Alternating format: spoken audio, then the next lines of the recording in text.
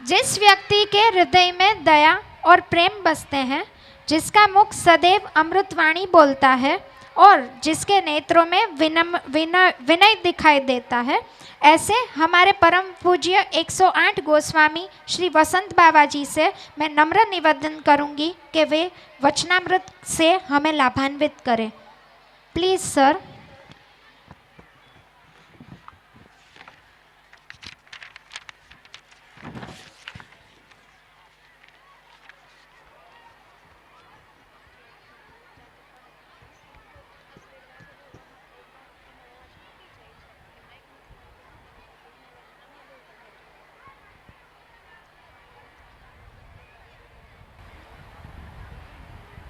श्री कृष्णाय वयं नमः।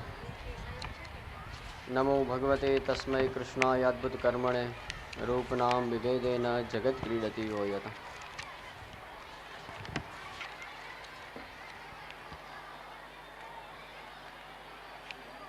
उपस्थित परम आदरणीय श्रद्धेय पूज्य भाई श्री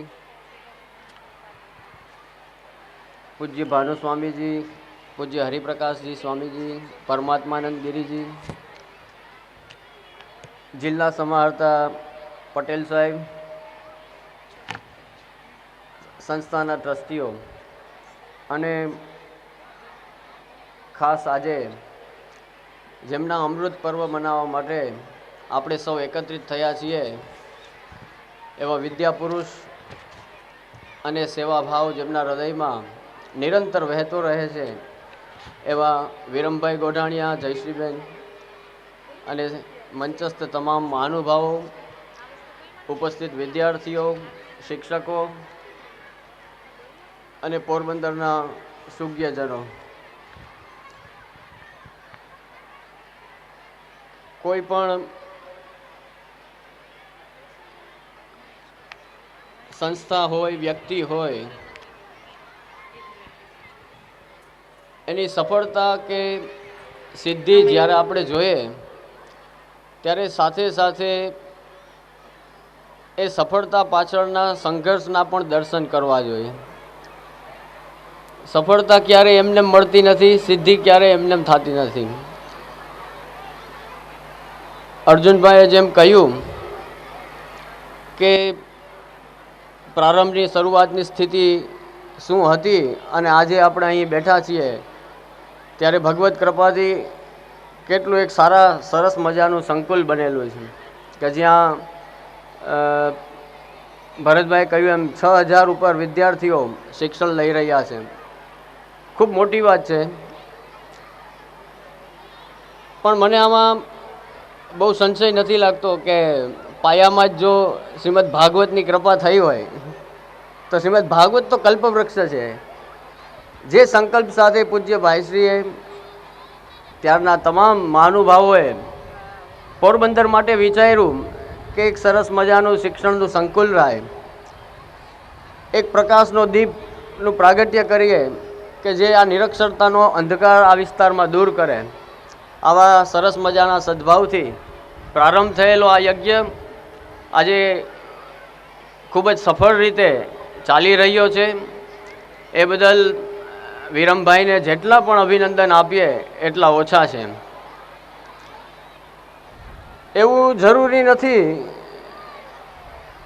કે સમાજમાં રહેનારા ધાર્મિક પુરુષો છે એમનામાં જ સંતત્વ પ્રગટ થતું હોય. હું તો આ વિરમભાઈ જેવા સેવાભાવી દરેકને સંત જ માનું છું કે જે સમાજનું વિચારે છે એ સાચો સંત છે. મને કોઈ પૂછ્યું હતું કે સંત કોને કહેવાય, એટલે મેં કીધું ભાઈ ટૂંકી એટલે આપણી ભાષામાં વાત કરું તો જે સમાજનો બોજો ઓછો કરે ને એને સાચો સંત કહેવાય. સમાજ ઉપર બોજો થઈ જાય એને સંત ના કહેવાય. તો વિરમભાઈ જેવા વ્યક્તિ ને ઠાકોરજી હજી ખૂબ ખૂબ દીર્ઘાયુ આપે, સ્વસ્થમય જીવન આપે કે આવી જ રીતે તેઓ માત્ર કોઈ જ્ઞાતિ ધર્મ નહીં પણ સમસ્ત પોરબંદર વિસ્તાર માટે તેમણે જે આ સેવાનું કાર્ય કર્યું છે એ આવી જ રીતે નિરંતર ચાલતું રહે. દરેકે જેમ પોતાનો ભાવ વ્યક્ત કર્યો છે એમ હું પણ એ જ ભાવ વ્યક્ત કરું છું કે ફરી પાછા વિરમભાઈના 100મા વર્ષે આપણે સૌ એકત્રિત થઈએ અને આવી જ રીતે તેઓ યુવાન રહે, સદા યુવાન રહે સેવા કાર્ય માટે, અને ઠાકોરજી એમને આવા જ હસતા રાખે, આવી જ રીતે સેવા કરતા રાખે. એ જ ખૂબ ખૂબ ફરીથી શુભેચ્છાઓ, શુભકામનાઓ, હૃદયની ભાવનાઓ વ્યક્ત કરી અને વિરામ લઉં.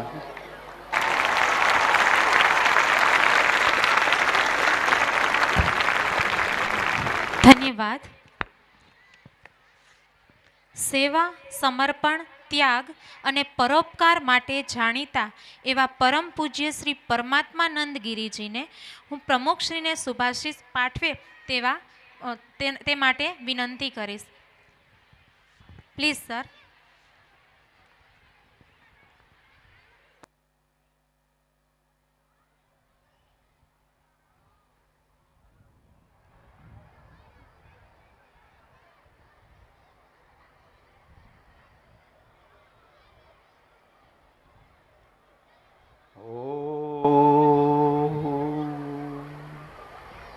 असतो मा सद्गमय तमसो मा ज्योतिर्गमय मृत्यो मा अमृतम गमय.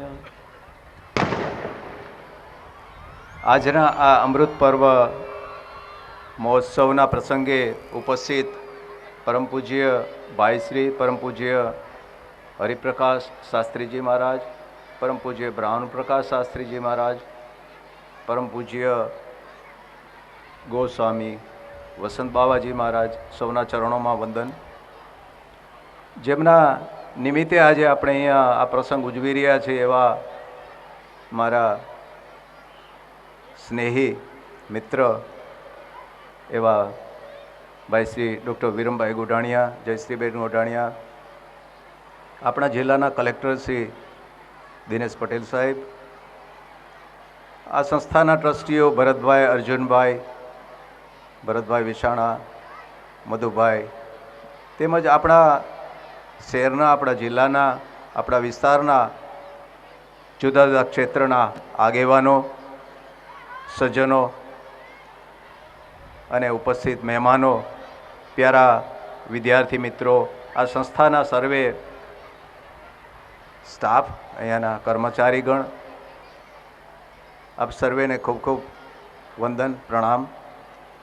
સૌપ્રથમ તો આજના આ જે દિવસ નિમિત્તે આપણે આ એક પ્રસંગનું આયોજન થયું છે એવું ડૉક્ટર સાહેબના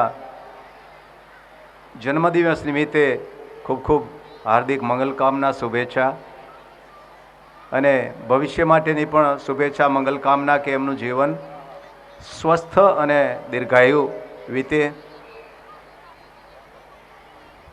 જે સમાજમાં સારા માણસોનું સન્માન થતું હોય એ એક તંદુરસ્ત સમાજની નિશાની છે.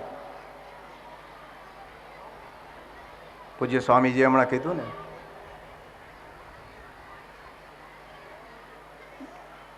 મહાપુરુષો યેન ગતઃ સ પંથા. હંમેશા મહાપુરુષો કેને કહેવાય તો કે સમાજને પ્રેરણા આપે. દરેક ક્ષેત્રમાં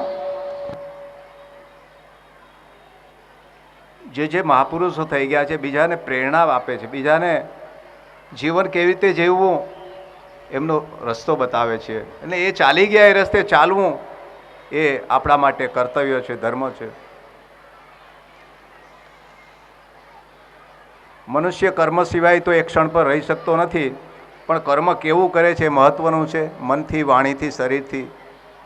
શુભ કર્મ આપણને હંમેશા શુભ દિશામાં લઈ જાય છે, આપણી ઉન્નતિ, આપણો વિકાસ, આપણું મંગલ તરફ લઈ જાય, અને અશુભ એ આપણી અધોગતિ તરફ લઈ જાય છે.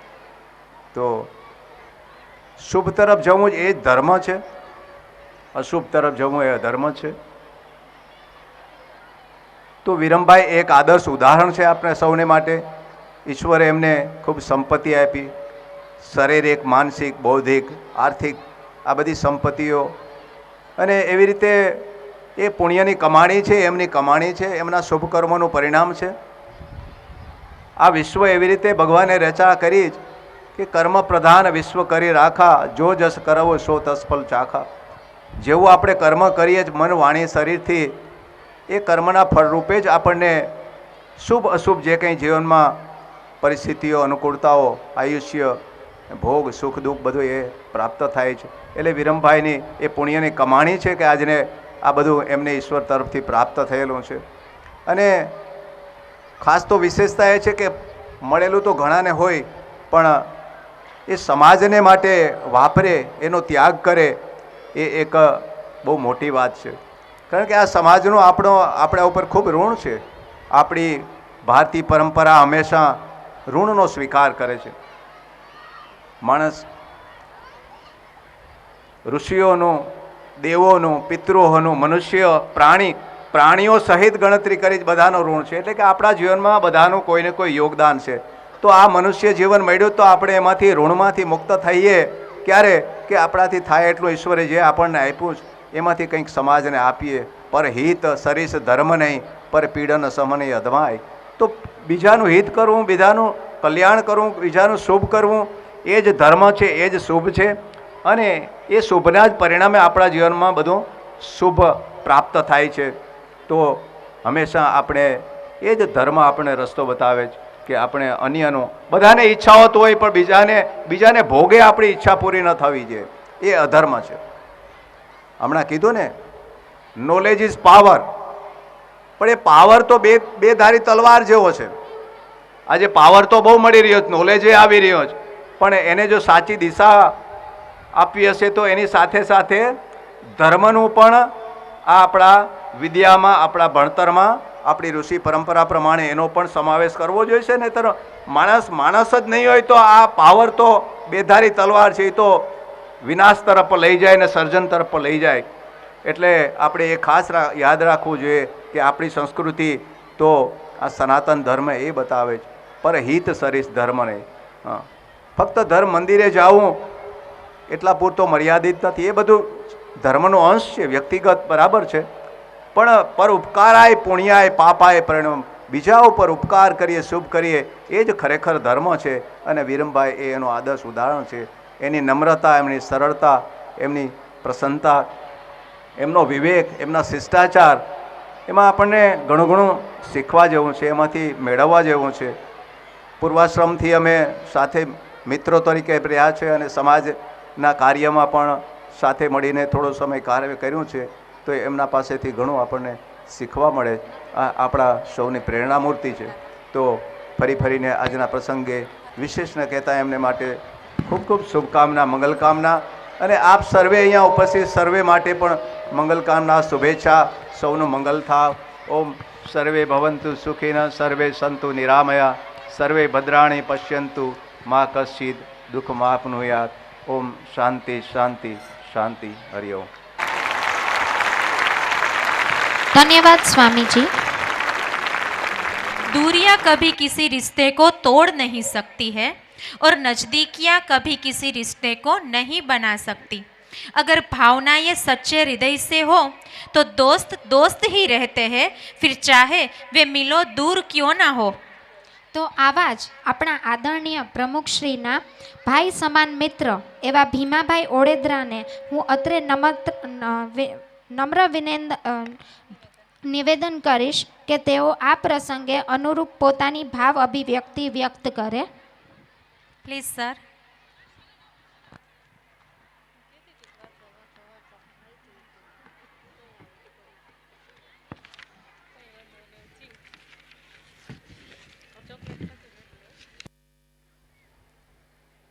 માતા તુલ્ય જયશ્રીબેન, પૂજ્ય ભાઈશ્રી,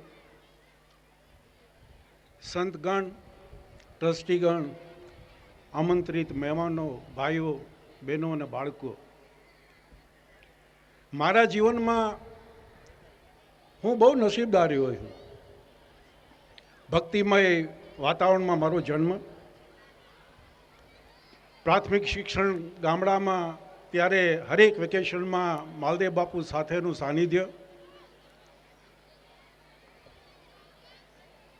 પછી શાદાગ્રામમાં મનસુખરામ જોબનપુત્રા સાથેનું મારું સાનિધ્ય, અમદાવાદમાં ફાધર વાલે સાથેનું સાનિધ્ય, જામનગર મેડિકલમાં પૂજ્ય જેઠામામાના સાથેનો મારો સહવાસ, આ બધાએ થોડું શિક્ષણની સાથે થોડું ઘણું સંસ્કારનું પણ સિંચન કરેલું, પણ મારા જીવનમાં જે ટર્નિંગ પોઈન્ટ આવ્યો એ 27મી ડિસેમ્બર 1977